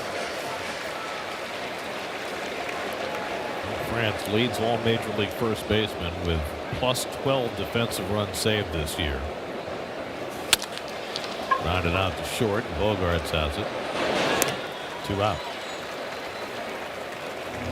Let's go back to Jared Young at the top of the 6th on a ground ball to the right side. Yeah, this was ended the inning right here, Bogarts. Now watch the left to your right of your screen. The initial reaction. This is a tough play for inexperienced first baseman's initial move is to how far do I go out to get a ground ball and feed the pitcher, and where is my second baseman? And it's familiarity. You have to know where your second baseman is positioned and know his range, and that comes with playing with each other in the course of a season, and you get familiar with the range to the second baseman's left, and that you just got to rush back to the bag as fast as you can. And how do you get your foot in the proper position on the bag when you're running toward it like that? Well, Jared did a wonderful job there. You've got to keep your eye on the bag, because now I'm out here, because particularly when it's a fast runner, I got to turn my back to the play and run to keep my eyes on the base, then get in position to catch. Because people say playing first base is really easy. That's easy. No, that's all decision making. But how about if you have a pitcher on the mound that's really slow covering? Does that factor in your decision at all? Yeah, but I always felt, Ron, that the pitcher, no matter how slow he was, if he broke off the mound, it's his job to get there. That's right. Okay. So I can take away a hit. If I worry about a pitcher being slow, I may be that step I don't get there. Yeah. It's a base hit. 2-2 to Young. Slider off the plate, 3-2.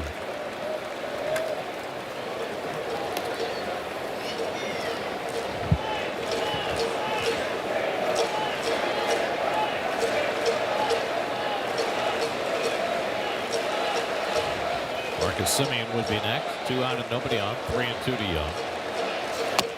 And he takes strike 3 call right there. So Hart has a strikeout to end the inning. Still 2-1 Mets after 7. And welcome to line to the right field. That's a base base hit from Merrill. Now they're going to challenge him this time. Here comes the throw by Benj. Machado is going to be out at the plate. 2 in 1 inning for Carson Benj. Are you kidding me? Stop running on him.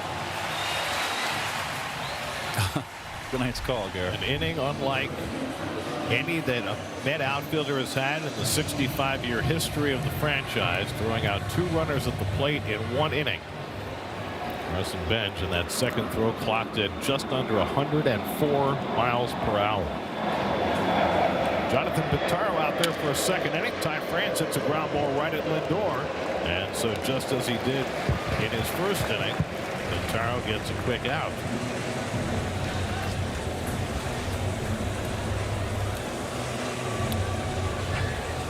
And now Merrill is 1 for 3 tonight.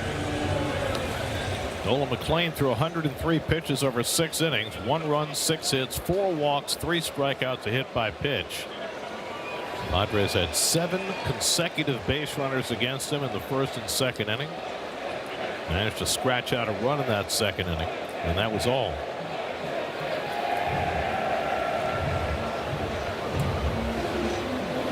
Nate Lavender is up in the Mets bullpen.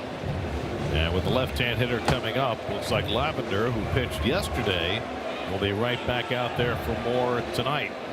Pintaro, a nice inning and a third for the Mets to keep it a 1-run game. Call to the bullpen brought to you by Nissan. Shop NissanUSA.com.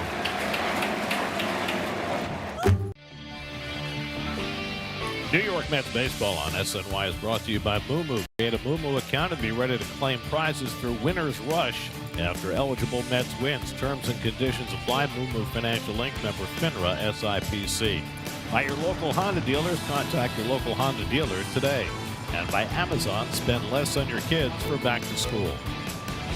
Go behind the microphone with Howie Rose as he reflects on his broadcasting career, the moments that defined it, and the calls fans will never forget. Howie Rose, put it in the books. Presented by Resorts World New York City, premieres tomorrow after the postgame, only on SNY. For the first time coming back from Tommy John surgery, Nate Lavender will pitch back-to-back days. He did it once in the minors this year. Jackson Merrill, first man to face him, and he drives one to deep right field. Back goes Benj right near the wall to make the catch. 1 pitch, 1 long, heart-stopping out. I mean, he hit a bullet in his first at-bat and almost hit 2 balls out of the park.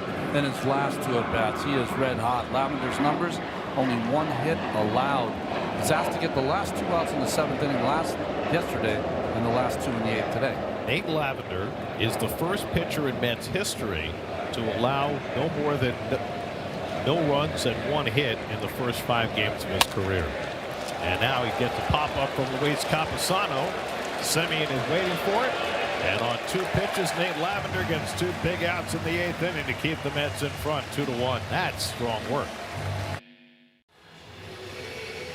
The road ahead is presented by AutoZone. Night game tomorrow, day game Wednesday. Then the Mets go to the south side of Chicago for 3 to play the red-hot White Sox before returning home to play the Brewers and the Astros. Steve's coming after us with his rake. He's got to wear the shorts.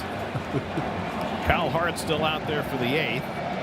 Worked a scoreless 7th. Marcus Semien leads off. He struck out in his first 2 at-bats tonight against Walker Buehler, who was awfully good. Buehler gave up just 2 runs and 2 hits over 6 innings, 2 walks, 4 strikeouts. If you look at your Novik K-board, just 3 strikeouts for Nolan McLean tonight.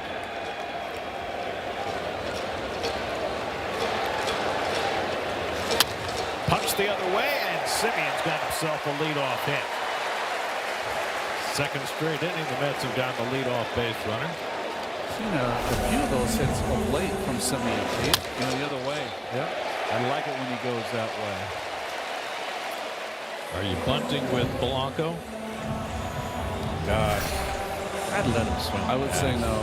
Let him swing the bat. He got the lead. He's hitting 067 right-handed. Still, I mean, you didn't get him to bunt. At some point, you got to get him. I agree. Semien, if he thinks he can steal the pillow here, steal it. Hart picked the guy off in the last inning. And Polanco takes a slider at his feet for ball 1. Polanco's due. I mean, this guy Took Tarek Skubeldijk twice in the postseason. It would appear that Kodai Senga is not on the docket tonight after getting the save yesterday.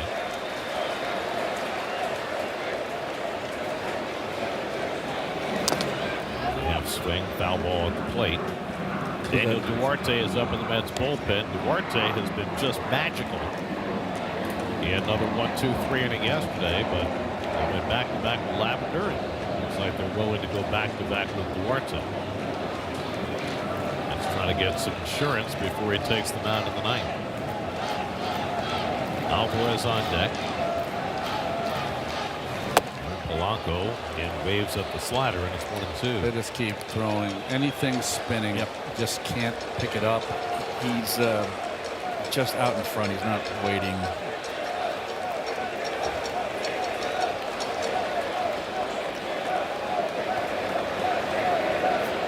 Semien edging away from first. Polanco able to take that splitter down. 2 balls, 2 strikes. That last half inning, the top of the 8th, Padres made 3 outs on 3 pitches. Taro got an out on France on the first pitch, and then Lavender got 2 outs on 2 pitches. See that very often. 2 things in this game that you don't see very often. I'm surprised this isn't Friday the 13th, the way this game has gone. All the run scoring in this game came in the first 2 innings, and so did most of the run prevention. 2-2 to Polanco.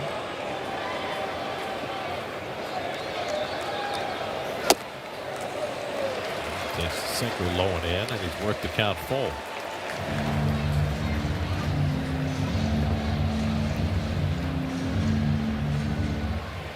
Polanco today has grounded out and flied out after getting a hit in each of his last 2 games. 3-2, nobody out. Semien at first. Not running. And Polanco bloops one behind second. Cronenworth isn't going to get there. And the Mets have 2 men on. Jorge Polanco golfing one into shallow center field, and the Mets have back-to-back hits to start the 8th. A lot of bloops in this game with the limited amount of hits. All right, Gare. Would you bunt Alvarez? No. Okay. Now with a lefty on the mound. Okay. And they did not have anybody up in the bullpen. Christian Pache will come in to run for Polanco at first. Ruben Niebla coming out to talk to his pitcher. He's one of the best pitching coaches we have in the game. Not only do they not have a pitcher up in the bullpen, now that they get somebody up, they're getting another lefty up.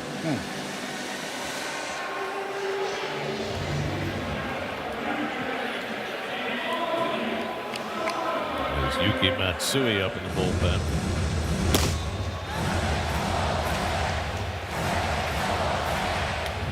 After we're done here, be sure to keep it tuned for Mercedes-Benz post-game live. Gary Apple and special guest star Anthony McCarron. Nice. Love all the interviews, all the highlights, all the analysis. Mercedes-Benz post-game live right after the game right here on SNY.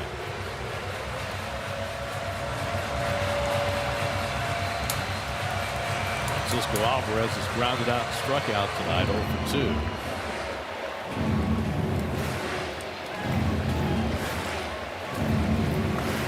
Baseman France playing in on the grass. Alvarez has never had a sacrifice bunt in his big league career. I believe that. They look like they're expecting it. A little bit too aggressive at first base. And Alvarez, as one would suspect, is set to swing away. I mean, I would not sell out that much. France is moving back a little bit. I'd be on the cut of the grass. If he squares around, then you bunt. Then you bust in as fast as you can.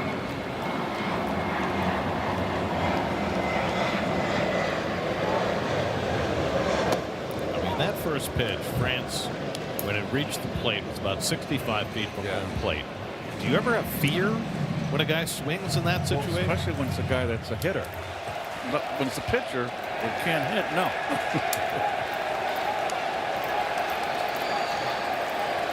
to Alvarez. And he lays off on the splitter, and now it's 2-1. Extra sounds in the ball call. I think it was low. will challenge it. It's low. Low. And it was low. This is the ball. San Diego has 1 challenge remaining. And the Padres down to 1 challenge. Now Francis moved back, convinced finally that Alvarez is not going to bunt. Machado is back as well.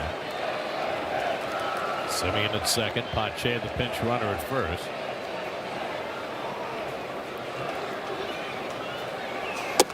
And that caught the outside corner, and now it's 2-2. Hart's thrown a couple of fastballs where he's gotten the hitter into almost guessing he's going to throw something spinning or soft, and he's got those 2 fastballs into looking strikes. A.J. Ewing waiting on deck. Nobody out in the inning. And Alvarez takes one in the dirt. Good block by Camposano to keep the runners from advancing.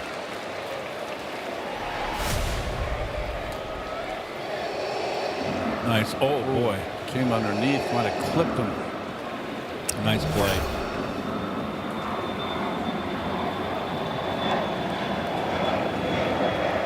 So now full count to Alvarez.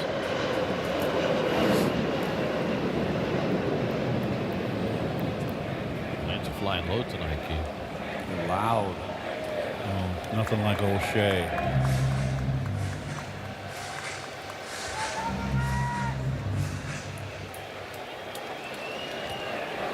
Padres 1 run, 7 hits. The Mets 2 runs and 5 hits. We're in the 8th. Big hole in that right side. 3-2 coming. Fouled it back. Boy, got a pitch to hit. Oh, it was right there on the tee. Slider right in the middle of the plate. Ewing on deck.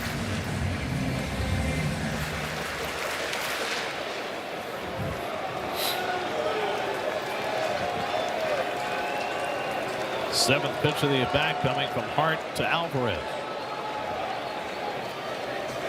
And he struck him out with a high fastball.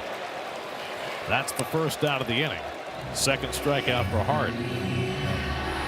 Francisco just has a hard time laying off that pitch above the letters.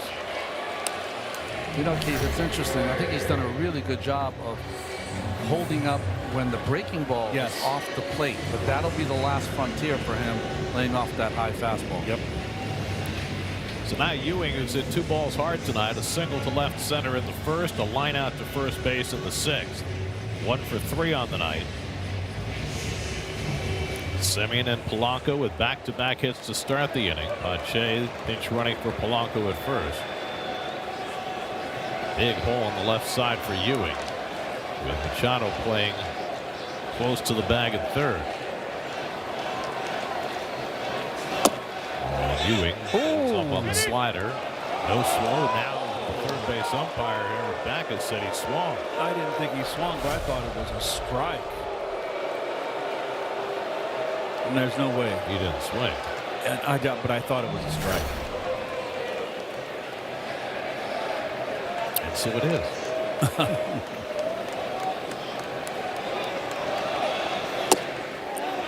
This time he certainly didn't swing. 1 ball, 1 strike.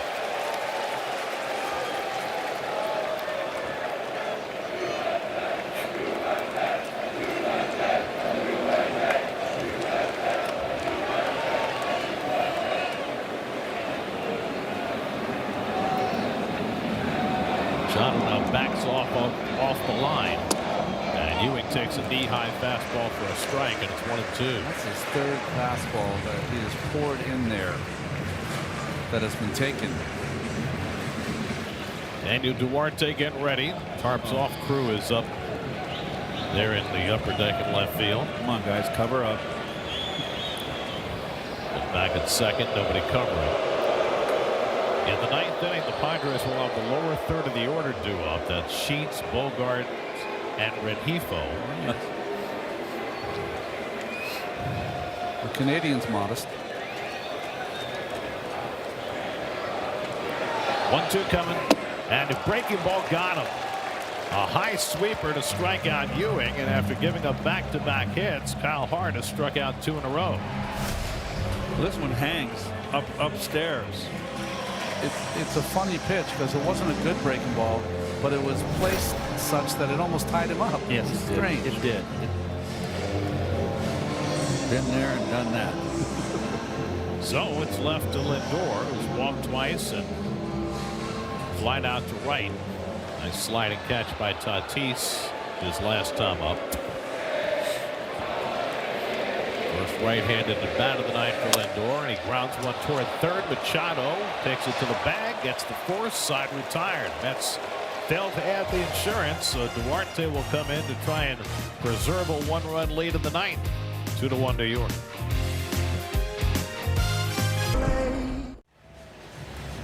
After the postgame, it's on to Sports Night all the day in baseball, including a big injury for the Yankees. Mets trying to win their 4th in a row. And it's Daniel Duarte on to bid for his 2nd save of the season. His 15th appearance, his ERA is under 1. Been magical so far. 19 in the 3rd innings, only 8 hits allowed. Gavin Sheets first man to face him, and he takes the first slider for a strike, 0-1. I mean, Duarte, the 29-year-old from Mexico who had brief big league time with Cincinnati and Minnesota, missed the last 2 years with injuries, and he has just been nailed since the Mets called him up. And he gets it on the hands of Sheets with that cutter, and it's 0-2. That's been one of his most important pitches. It really gets him through the left-handers. That cutter in on their hands. It's the 3rd time Duarte's pitched back-to-back days. He's fared well so far on his 2nd days. Senga got the save yesterday. Duarte with a chance today. That sweeper is fouled off. 0-2. You saw him shaking 4 or 5 times. He was not shaking to get to a new sign. The catcher was telling him to shake 4 or 5 times to repeat the same pitch he threw prior, the cutter. 0-2 to Sheets with Bogarts on deck. Fouled away. Mets are trying to not only win their 4th straight game, but win their 3rd straight 1-run game. Something they've done once in the last 20 years. Considering what their 1-run record was earlier this year, quite an accomplishment. 11-20 until the last 2 days. Line foul by Sheets. Sheets hanging in there after falling behind on the count. Sheets does some good at bats today. He was hit by a pitch in the 2nd. Lined one off Simeon's glove for a base hit in the 4th. Grounded out in the 6th. 0-2 from Duarte. And again he fouls off a fastball. 2 straight away, running away. I think he's going to come with maybe a little slide ball in or something in now. I think that cutter in on his hands, Keith. You're right.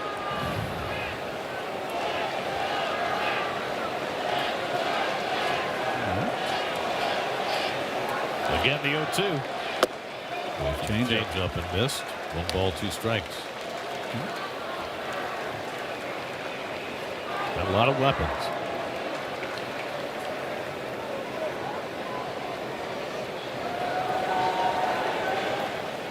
One-two to Sheets. Got him.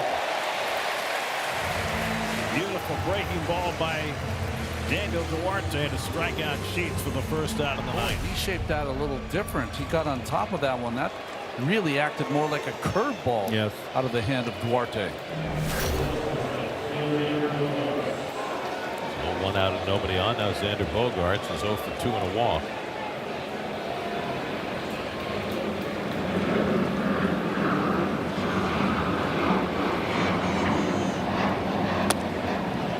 McClain went 6 tonight, allowed a run on 6 hits. 11 base runners in 6 innings, but only 1 run, in part because of the prowess of the Mets' young outfielders, throwing out 3 runners at the plate in the first 2 innings. Bogaerts pops one up, and Young comes in to call for it. 2 out.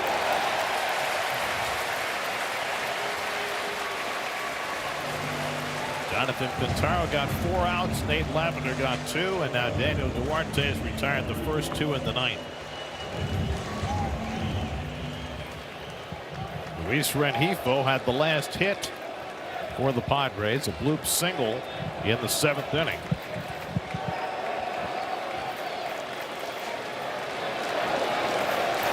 Two out and nobody on.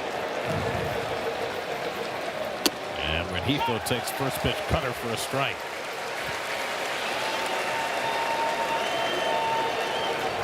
Tomorrow night, Zach Thornton for the Mets, Robbie Ray for the Padres.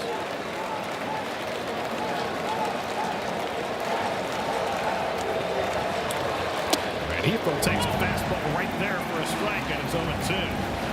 And now the Padres are down to their final strike. You like that curveball before on Sheets. One more curveball in the dirt.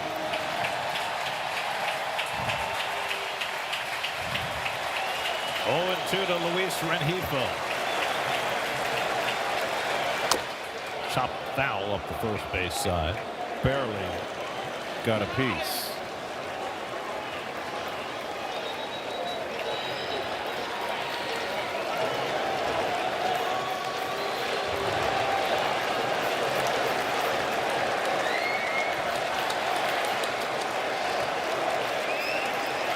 Duarte has retired his last 15 batters. Rengifo hurt himself on that last swing.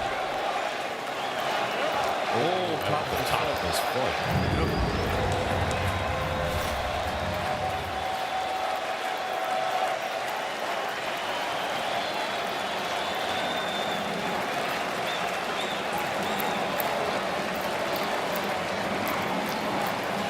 Coming from Duarte. He struck him out, and the ball game is over. Diego Duarte with a 1-2-3 ninth for the save. Carson Bench with an historic performance with 2 outfield assists, one of them at just under 104 miles an hour. And the Mets did just enough to defeat the Padres 2-1 for their 4th straight win. I mean, just one of the craziest games we've ever seen, I've ever seen. The first 2 innings, especially Nolan McLean, who got the loss in his last start against Atlanta, only gave up 1 hit, gets the win in this game, going 6 innings and only giving up a run. Duarte, 2 strikeouts in that inning, and think about it this way. Took over 100 pitches from McLean to get through 6 innings. Only 30 pitches for the last 3 relievers of the Mets out of the bullpen. Save goes to Duarte. Well, defense wins you ball games, and you saw spectacular outfield play.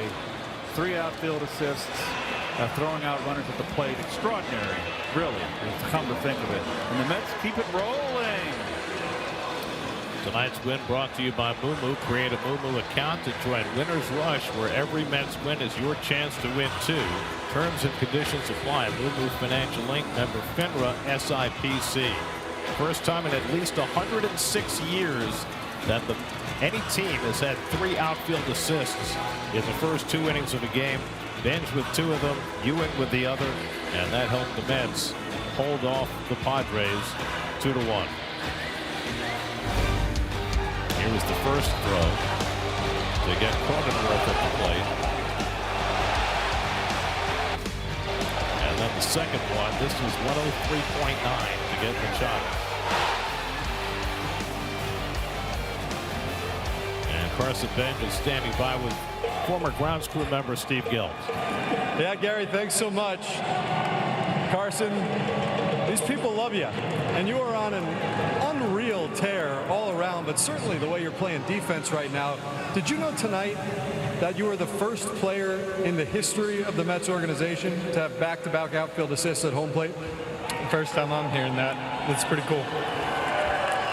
You obviously have done a lot of cool things on a baseball field in your life. Where does something like that, just in general, rank up when you're able to nail guys at home at that rate? You know, being able to take runs off the board any way possible is huge for the team and for the pitcher. So being able to keep runs at a minimum is huge. What is it that you think makes you so effective? Yeah, I know it's tough with the echo. That makes you so effective at that particular thing. It's one thing to have a strong arm like you do, but to be able to consistently throw guys out at home, accurate, what do you think you're doing so well as a whole? You know, I think it all comes from being a pitcher. I think that's helped quite a bit. And, you know, just throwing it through the cutoff man's head as hard as I can, and things usually work out. You going to bust AJ Ewing's chops that he was only able to get one today? No, he got one, so that's good for him. That's good for him. All right, Carson Bench, everything's been good for the Mets right now. Congratulations on a great night and another big win. Thank you. All right, Gary, back to you. Only the second time in the last 20 years the Mets have won 3 straight one-run games, and defense has a lot to do with it. Those Oklahoma State guys, they did protect each other. They're Cowboys. Bench and the Mets with a 2-1 win. More coming up from Citi Field in a moment.